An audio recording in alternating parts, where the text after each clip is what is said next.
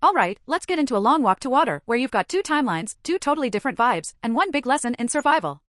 Picture this, it's the 1980s in Sudan, and we've got Salvadat, a kid just vibing at school, thinking about nothing but lunch and maybe a goat or two. Then bam, gunfire. The teacher's like, run, and Salva's whole life does a 180. Meanwhile, in a totally different timeline, there's Naya, a girl in 2008 who's basically on a daily grind to fetch water for her family. It's giving two-player survival mode, except the stakes are painfully real, and you can't just hit restart. So, let's start with Salva, the 11-year-old protagonist of the 1985 timeline. My dude is chilling in class when civil war explodes into his life like a creeper in Minecraft. Government forces are out here trying to crush rebels, and villagers like Salva are stuck in the crossfire. The teacher yells at everyone to run into the bush, so Salva books it, leaving everything behind. No family, no food, no goat milk, just straight-up wilderness. It's like the Hunger Games, but way less glam. Salva links up with a group of refugees, but things aren't exactly warm and fuzzy. They ditch him because, well, he's a kid, and kids are basically dead weight when you're trying to survive a war zone.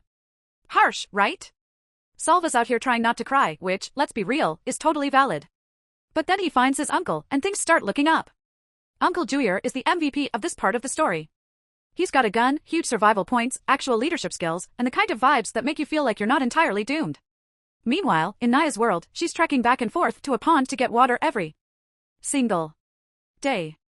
And it's not even clean water, it's muddy, gross, and filled with who knows what kind of germs. Imagine being on a fetch quest in a game, except it never ends, and the reward is just survival. Her little sister, Acre, gets super sick from the water, which is depressing AF, but this is her reality. Naya's timeline is like the ultimate endurance test, and it makes you low-key appreciate every drop of clean water you've ever had. Back to Salva, who's traveling with his uncle and a ragtag group of survivors. This trek is not a vibe. They've got nothing to eat but the occasional scraps Uncle Junior finds, like a lone piece of sugarcane or a handful of peanuts. Oh, and they cross the Akobo Desert, which is like playing Dark Souls on nightmare difficulty. People literally drop dead from heat exhaustion. Salva is barely hanging on, but his uncle keeps him going, telling him to focus on small goals, like reaching the next bush or tree. It's a survival hack straight out of a self-help book, but hey, it works. But just when you think things can't get worse, they do. Rebels capture the group, tie Uncle Junior to a tree, and, brace yourself, kill him. Yeah, it's gut-wrenching. Salva is crushed, but instead of giving up, he somehow levels up emotionally. It's like when an anime protagonist loses their mentor and suddenly unlocks their true potential. Salva decides to keep moving, not just for himself but for his family, wherever they might be. Meanwhile, Naya's timeline starts hinting at some hope. A crew of people rolls into her village, and they're drilling for water. This is a big deal because if they strike clean water, Naya won't have to spend her whole life on those endless treks. It's a slow build, but you can tell something big is about to go down. Back to Salva. After weeks, maybe months, of walking, he finally makes it to a refugee camp in Ethiopia. At first, it's like finding a save point in a game. Food. Shelter. People. But it's not exactly paradise. The camp is overcrowded, food is rationed, and the vibes are bleak. Salva starts to grow up here, learning how to survive in this limbo of waiting and hoping. He doesn't know if his family is alive, but he holds onto the slimmest thread of hope because that's literally all he has. Meanwhile, Naya's story keeps building momentum. The drilling team is working tirelessly, and there's this electric feeling in the air like maybe, just maybe, her family's life is about to change. The tension is real because if the well fails, it's back to square one. But you can't help but root for her, especially after everything she's been through. Back in Salva's timeline, things take another wild turn. The Ethiopian government collapses, and soldiers force the refugees to leave the camp.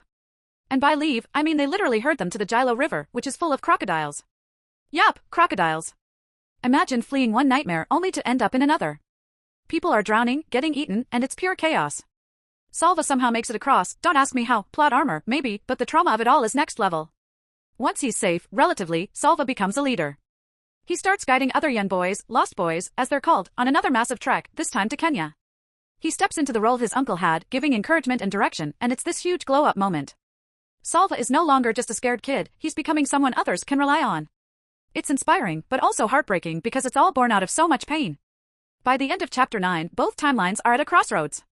Salva is still on the move, clinging to the hope that he'll find safety, maybe even his family. Naya's village is holding its breath, waiting to see if the drilling team can deliver clean water and a shot at a better future. The story hits you hard because it's not just about survival, it's about resilience, hope, and how even in the darkest times, people find a way to keep going. So there you have it. Salva's out here crossing deserts, dodging crocs, and becoming a low-key legend, while Naya's stuck in her endless water-fetching grind, hoping for a miracle. It's like two parallel stories of struggle and perseverance, and you can't help but wonder how their paths might eventually connect.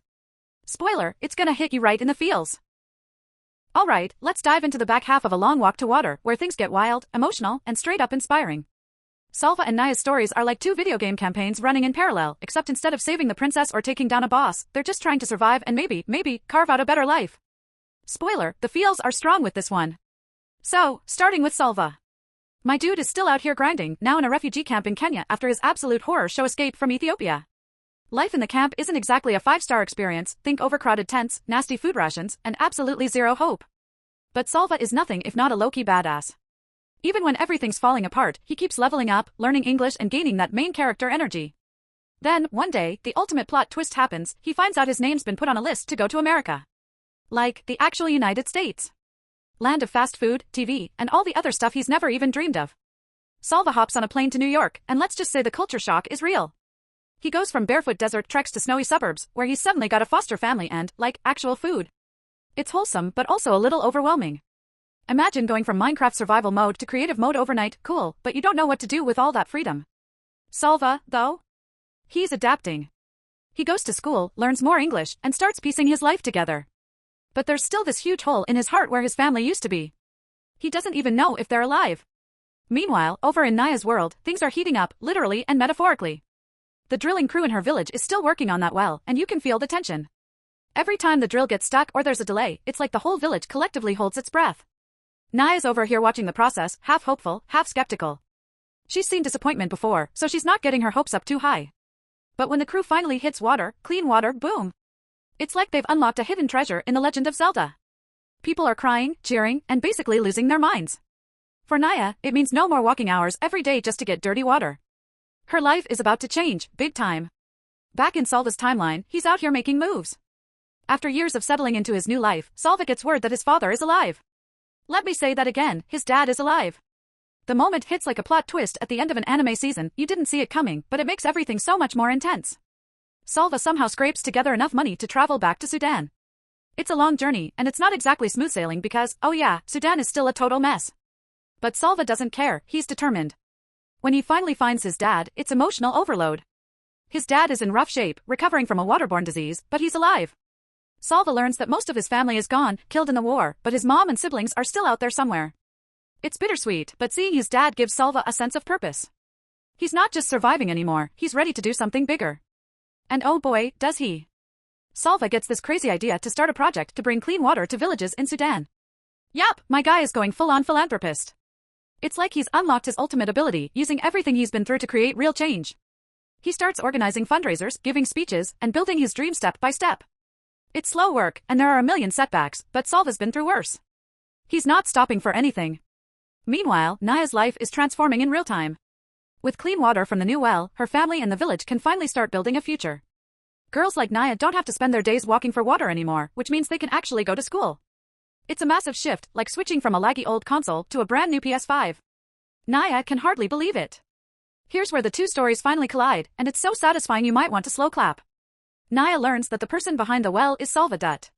Yup, the same kid who was running for his life all those years ago is now the reason her village has clean water. It's like finding out your favorite streamer donated to your GoFundMe, except way more life-changing. Salva's journey from scared kid to literal lifesaver is complete, and Naya's future is brighter because of it. By the end of the book, you're left with this powerful message about resilience, hope, and how even one person can make a massive difference. Salva didn't just survive, he thrived and gave back in a way that transformed thousands of lives. And Naya? She's proof that hope can be found even in the toughest circumstances. Together, their stories remind you that no matter how hard things get, there's always a chance to build something better. So yeah, A Long Walk to Water isn't just a book, it's a journey. Salva and Naya's stories hit hard, but they also lift you up, showing that with determination and a little help, even the most impossible dreams can come true.